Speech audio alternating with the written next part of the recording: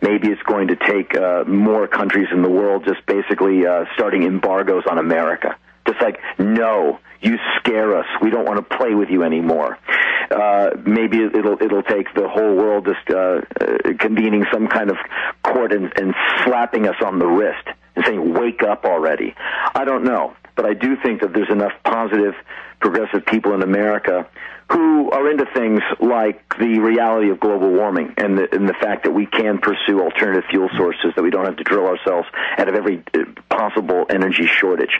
And I think that will eventually prevail because there will be no real way to sustain these fake wars. I mean, the war in Iraq, the invasion and occupation of Iraq, is quite unsustainable. There's just not the money or the manpower. I mean, I don't know where they're going to grow these. But that people. shows the delusional aspect. In Vietnam, one tour, World War II, one tour. There's guys starting their 5th tour, and they're completely, 18 times the record suicides previous. Like you said, but it's not just that it's unsustainable. It seems like the elite have literally, I mean, we had evil elites before, but they were somewhat realist. It seems there's a delusion or a megalomania. Yeah, well, I think you have a handful of crazy people. Those who used to get laughed at in D.C., like, the 8 neoconservatives, and back years ago, people go like, look at those guys, look at that guy Wolfowitz, what a trembling maniac that dude is. Well, all of those guys got in. And they waited on the sidelines through a lot of the Bush administration, certainly through the Clinton administration, and they got their game together, like Project for New American Century and all that. They did not sleep. They planned very well. Trembling maniac. I'm stealing that. It's all yours. And soon as they had their moment, they jumped in, and here we are with no money. They have nothing but contempt for. And our name's destroyed. Our name's destroyed, and Karl Rove tells the New York Times, I control reality, and we're history's actors, and you just watch us. I mean, they really are power mad.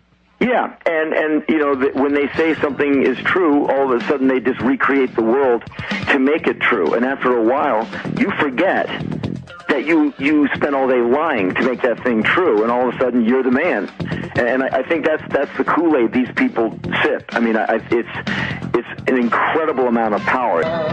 My point is that you're somebody who loves liberty and freedom, and I think you're a good guy. You're speaking out against censorship of the web, and I'd like you to briefly talk about that before you leave us. But then you talk about, these hillbillies that want to attack a country but can't find it on a map, and they want a, fully automatic rifle. My whole issue is that that's kind of the controlled left paradigm. We should have an armed population, and we have a tyrannical government as a check and a balance against them. So where do you stand on gun control?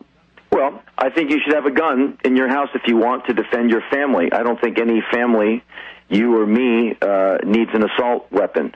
If I was a policeman in your town, and I know I'm going up against people with bullets that can go through my door, through my body and through the body of my partner, and I am not given ceramic-plated body armor, which stops an AK-47 round, I've got a real problem with that.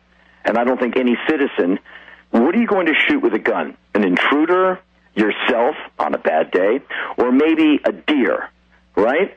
You're not shooting Al-Qaeda, so you don't need an AK-47. A shotgun, a handgun, fantastic.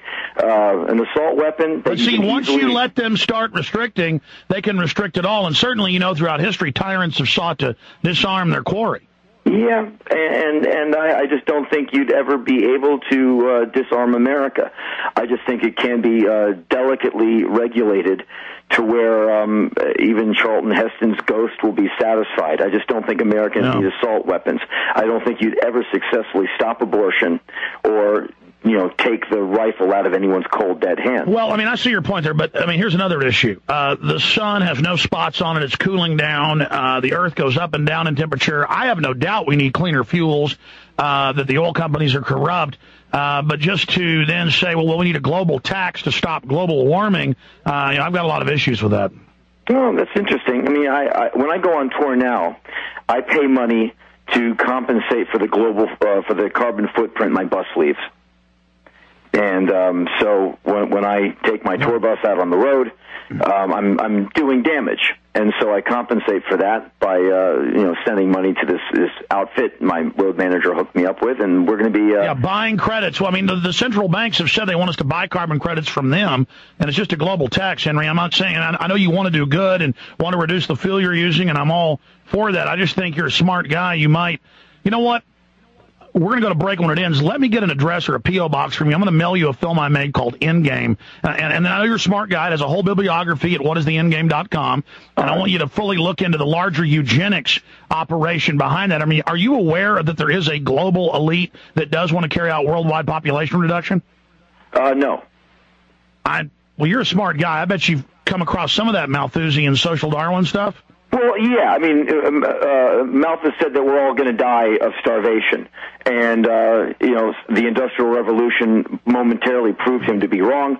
And now, as soon as you give more people more food, they breed more. There's a lot going on with food systems in the world, and the unsustainability of soils and the dangerousness of artificially produced nitrogen, and the fact that we're breeding these animals so hard and so fast that, they're mutating, and you're eating strange meat, and, your E. coli is going zoonotic more than... I agree. I mean, now they admit clone beef is in the population. We got 2 minutes left with you.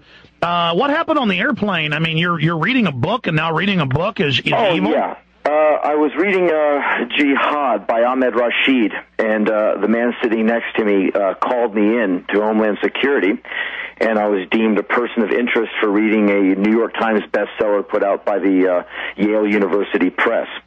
So it's an interesting time we're living in. I just bought that guy's new book, too, Descent into Chaos, I think it's called. I've not yet read it. I just got it in the mail. I'm looking forward to it. He's a very astute writer. Give us a 1-minute rant on how they're trying to shut down the free web. Well, I think they're trying to regulate web speeds and accessibility. I think the short of it is that the man is afraid of you having access to information, lest you start questioning his actions or maybe learning history, so you're doomed not to repeat it.